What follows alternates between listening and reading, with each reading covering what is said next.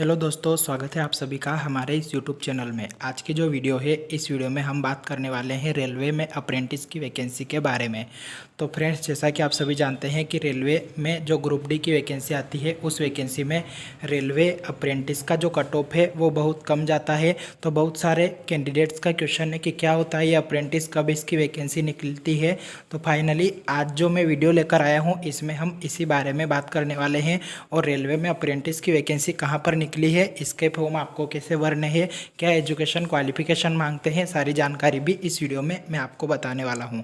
तो फ्रेंड्स, जैसा कि आप यहां पर देख सकते हैं, पटियाला रेल इंजन कारखाना पटियाला में वैकेंसी निकली हुई है ट्रेड अप्रेंटिस की। और ऑनलाइन रजिस्ट्रेशन स्टार्ट हो गए हैं 22 मार्च 2022 से। और ऑनलाइन रजिस्ट्रेशन की जो लास्ट डेट रखी गई है वो 13 अप्रैल 2022 रखी गई है। तो 13 अप्रैल 2022 तक फ्रेंड्स आप इसके लिए आवेदन कर सकते हैं। और यहाँ पर लिखा है कि अप्रेंटिस एक्ट 1961 के निर्देशानुसार डीजल रेल इंजन आधुनिक कारखाना पटियाला में निम्नलिखित ट्रेडों में अप्रेंटिस उम्मीदवारों को प्रशिक्षण देने का प्रस्ताव है। तो यहाँ पर पटियाला में डीजल रेल इंजन का कारखाना है और वहाँ पर ट्रेड अप्रेंटिस के जो कैंडिडेट है उनको प्रशिक्षण देना है। तो प्रशिक्षण देने के लिए यहाँ पर 13 अप्रैल 2022 को शाम को 5 बजे तक आप यहाँ जो वेबसाइट दी गई है plw.indianrailways.gov.in, इस वेबसाइट के माध्यम से आवेदन कर सकते हैं। इसके बाद यहाँ पर लिखा गया है कि जो शाम को 5 बजे 13 तारीख को इसकी जो वेबसाइट है वो इनएक्टिव हो जाएगी, बंद हो जाएगी। तो अगर आपको आवेदन करना है तो इससे पहले ही आपको आवेदन करना है।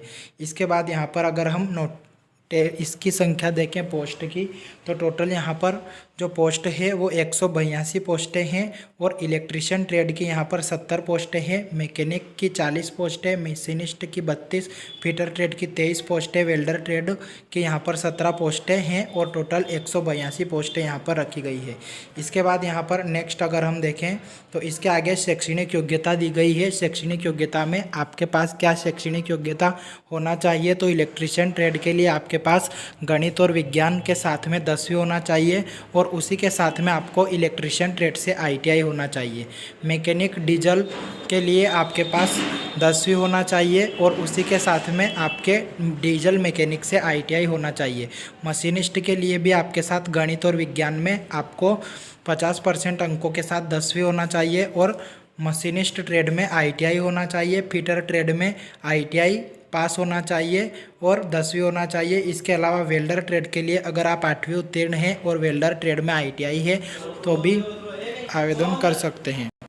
इसके बाद दोस्तों, आयु सीमा की अगर हम बात करें तो यहाँ पर 15 से 24 वर्ष के बीच अगर आपकी आयु सीमा है तो आप इसके लिए आवेदन कर सकते हैं। SC ST के उम्मीदवार को यहाँ पर 5 वर्ष की छूट दी जाती है अधिकतम आयु सीमा में। और OBC के कैंडिडेट को 3 वर्ष की छूट दी जाती है। इसके बाद फीस की अगर हम बात करें तो यहाँ पर 100 रुपये फीस प्लस लागू सेवा प्रभार जो है वो आपको देना होगा। और यहाँ पर अनुसूचित जाति, अनुसूचित जनजाति और महिला उम्मीदवारों को किसी भी प्रकार का शुल्क नहीं जमा करना है।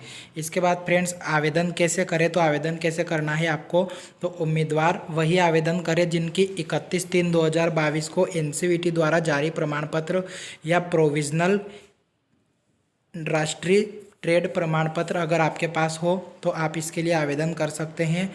तो यहाँ पर अगर आपका रिजल्ट आ गया है और आपको NTC नेशनल ट्रेड सर्टिफिकेट प्राप्त हो गया है, ITI का सर्टिफिकेट, तो आप आवेदन कर सकते हैं। और अगर आपका सर्टिफिकेट नहीं आया है तो यहाँ पर इसी नोटिफिकेशन में एक आवेदन फार्म दिया गया है, वो भी आपको भर के आप उस पर साइन करवा कर ला सकते हैं और उसे भी आप वहाँ पर जमा करवा सकते हैं। तो आपको यहाँ पर अप्रूव कर दिया जाएगा, आपको वेरिफिकेशन में फेल नहीं करेंगे। इसके बाद आपको आवेदन के लिए क्या क्या तैयारी करनी है, तो आपको अपनी ईमेल ID रखनी है। इसके अलावा आपको फ़ोटो रखना है। इसके अलावा सिग्नेचर साइन करने हैं। बायोडाटा होना चाहिए जिसमें आपकी 10वीं की मार्कशीट और ITI में जो नाम पिता का नाम रहे वही भरना है।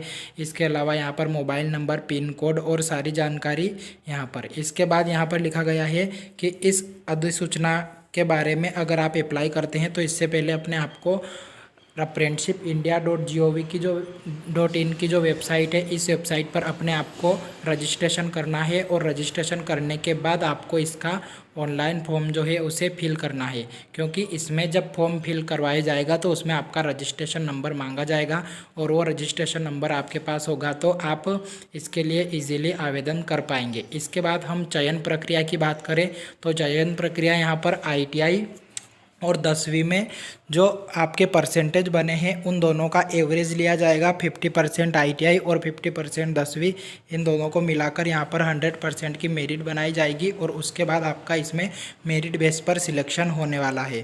तो इस तरह से आपके जो मेरिट है वो बनेगी, यहाँ पर आपका एग्ज़ाम नहीं होगा। इसके बाद यहाँ पर जब मेरिट बन जाएगी और उसके बाद जब वेरिफिकेशन के लिए बुलाया जाएगा तो 1.5 गुना कैंडिडेट को आपको वेरिफिकेशन के लिए बुलाया जाएगा और वेबसाइट पर आपको यहाँ पर लिस्ट डाल दी जाएगी, जो कि वेबसाइट पर 12/5/2022 तक अपलोड कर दी जाएगी।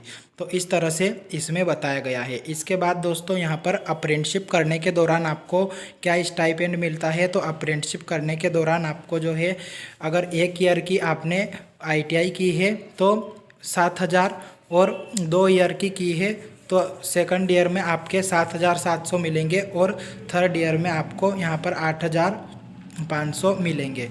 तो इस तरह से आपको जो प्रशिक्षण के दौरान जो स्टाइपेंड है वो मिलेगा। और इसके बाद यहाँ पर शारीरिक योग्यता लिखी गई है, तो आपको वहाँ पर आने से ज्वाइनिंग से पहले आपको एक मेडिकल सर्टिफिकेट बनाकर जमा करवाना पड़ेगा, जो कि किसी भी डॉक्टर से आप यहाँ पर जो फॉर्मेट दिया जाएगा उसके आधार पर बना सकते हैं।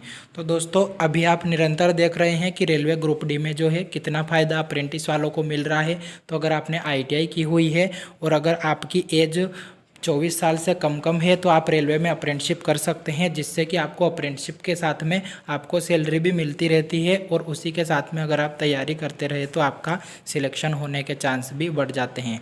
तो आई होप फ्रेंड्स वीडियो आपको समझ में आ गया होगा। वीडियो अगर आपको अच्छा लगा है तो वीडियो को लाइक करें और चैनल को सब्सक्राइब करें। मिलते हैं फ्रेंड्स नेक्स्ट वीडियो में, तब तक के लिए बाय।